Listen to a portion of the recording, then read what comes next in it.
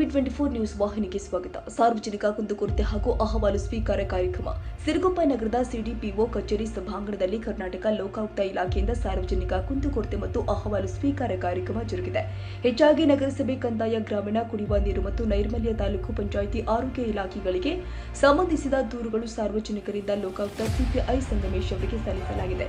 ತಾಲೂಕಿನ ಬೀರಳ್ಳಿ ಗ್ರಾಮ ಪಂಚಾಯಿತಿ ವ್ಯಾಪ್ತಿಯಲ್ಲಿ ಸುಮಾರು 60 ಲಕ್ಷಕ್ಕೂ ಅಧಿಕ ವೆಚ್ಚದಲ್ಲಿ ಕೊತ್ತಲ, ಚಿಂತ, ಬರ್ಗಾಮತಿನ್ನಿ, ಕಲ್ಲು, ಕುಟ್ಟಿಗನಹಾಳ್, ಅಕ್ಕ ತಂಗಿಯರ ಹಾಳ್ ಗ್ರಾಮದಲ್ಲಿ ನಿರ್ಮಿಸಲಾಗಿರುವ ಶುದ್ಧ ಕುಡಿಯುವ ನೀರಿನ ಘಟಕಗಳು ಹಾಳಾಗಿದ್ದರೂ ಸಂಬಂಧಿಸಿದ ಅಧಿಕಾರಿಗಳು ಗಮನ ವಹಿಸದಿರುವ ಬಗ್ಗೆ ಗ್ರಾಮಸ್ಥರು ದೂರಿ ಅರ್ಜಿ ನೀಡಿದರು. ಹಚ್ಚೋಳಿ ಗ್ರಾಮದಲ್ಲಿ ಜಮೀನುಗಳಿಗೆ ಹೋಗಲು ರಸ್ತೆ ಕಲ್ಪಿಸುವಂತೆ ಗ್ರಾಮಸ್ಥರು ಆದ ಎಚ್ ವಿರೂಪಾಕ್ಷಿಗೌಡ, ರಾಜ್ಕುಮಾರ್, ಅಬ್ದುಲ್ ಮನವಿ ಸಲ್ಲಿಸಿದ್ದಾರೆ.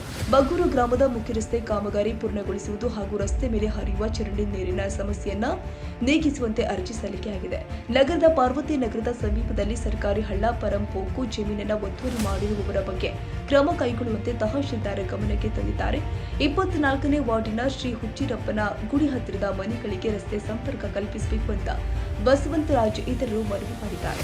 ನಗರದಲ್ಲಿನ ಬೀದಿ ಬದಿ ಹೋಟೆಲ್ನಲ್ಲಿ ತಿನಿಸುವನ್ನ ಪ್ಲಾಸ್ಟಿಕ್ ಮತ್ತು ಮುದ್ರಣದ ಪೇಪರ್ನಲ್ಲಿ ಹಾಕಿಕೊಡುತ್ತಿರುವುದರಿಂದ ತಿಂದವರಿಗೆ ಕ್ಯಾನ್ಸರ್ ಸಾಧ್ಯತೆ ಇದ್ದು, ಇದನ್ನು ನಿಯಂತ್ರಿಸುವಲ್ಲಿ ಸಂಬಂಧಪಟ್ಟ ಅಧಿಕಾರಿಗಳಿಗೆ ಮಾಹಿತಿ ಸೂಚನೆ ನೀಡಿ ಅಂತ ಮುಟ್ಟನ್ನು ತಿಳಿಸಿದ್ದಾರೆ.